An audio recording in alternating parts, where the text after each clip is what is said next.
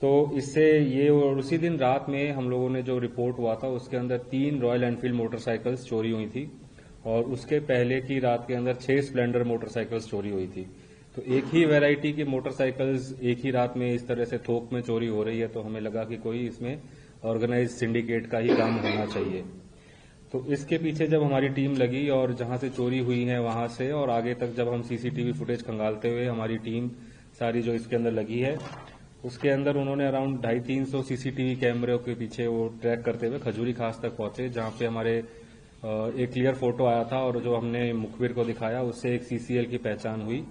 उस सीसीएल की पहचान के बाद बाकी 2 सीसीएल और इनके साथ जो एडल्ट जो चोरी करते हैं उनकी पहचान हुई।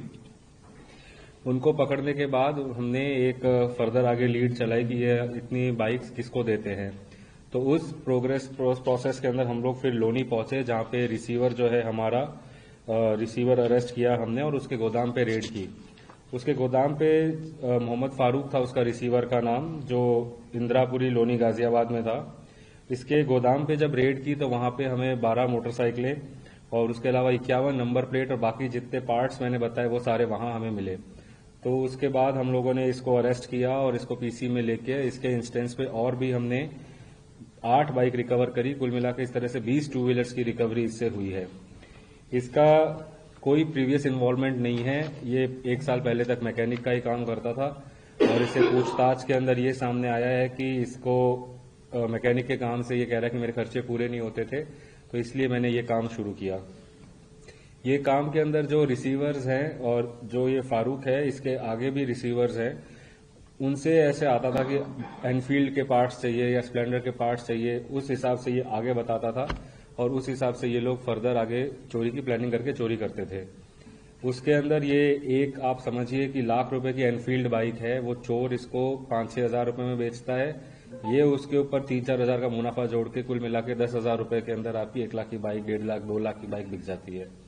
इसके अंदर ये पार्ट्स को सेग्रीगेट करता है और पार्ट्स को कुछ तो लोकली तो बहुत कम बेचता है, मोस्टली जो पार्ट्स हैं वो सारे कुरियर के थ्रू या पार्सल के थ्रू इंडिया के अलग अलग शहरों में ये बेचता था।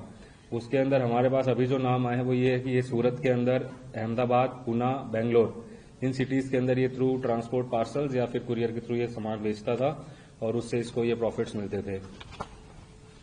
तो इसके अंदर हमने और पूछताछ करी कि तुम कब से, 1 साल से ये काम कर रहा है। तो अभी जो ये चोर पकड़े गए, जो चोरों का गैंग है, इससे इसने अभी तक करीब 350 के आसपास मोटरसाइकिलें इस साल में बेची है आगे।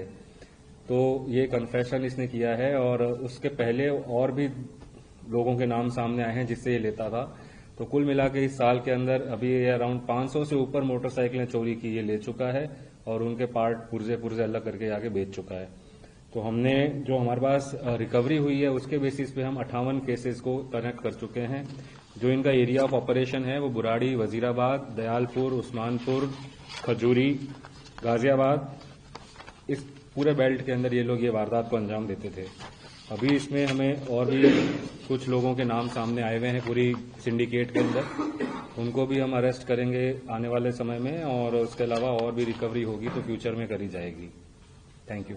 आपने बताया बाहर दूसरी स्टेट में बेचे जाते थे, तो ये पूरा नेटवर्क है, उनको भी पता होता था चोरी का सामान है, फिर पुराना पार्ट कहकर इस तरीके से बेचा जाता है।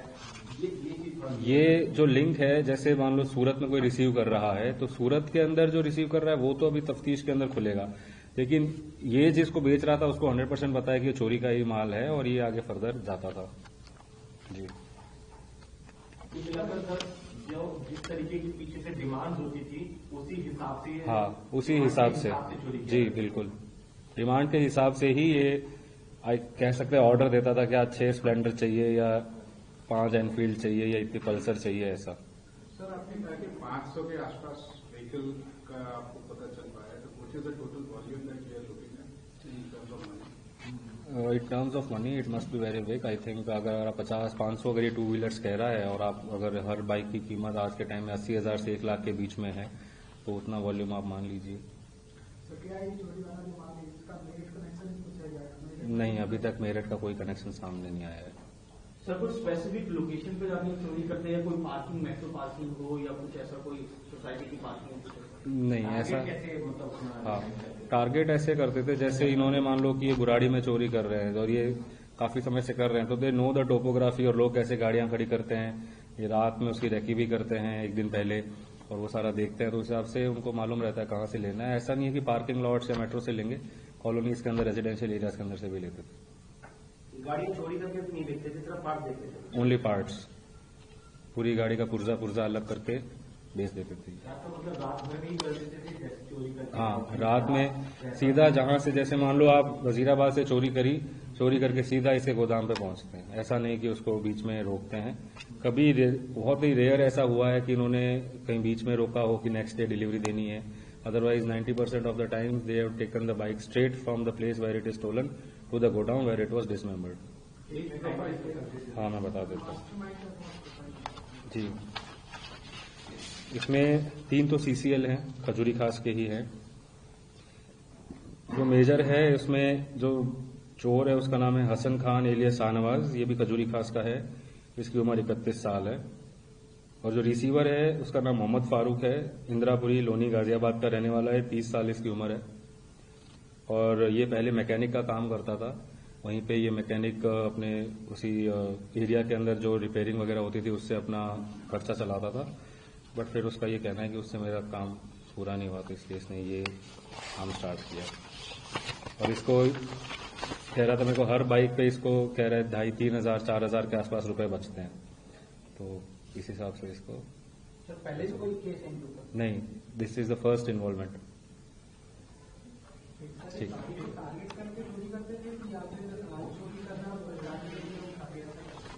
नहीं वो तो मैंने बताया ना इनिशियली कि जो रिसीवर है वही बताता था कि हमको अभी स्प्लेंडर के पार्ट्स की डिमांड है या पल्सर के पार्ट की डिमांड है या इनफील्ड के पार्ट की डिमांड है।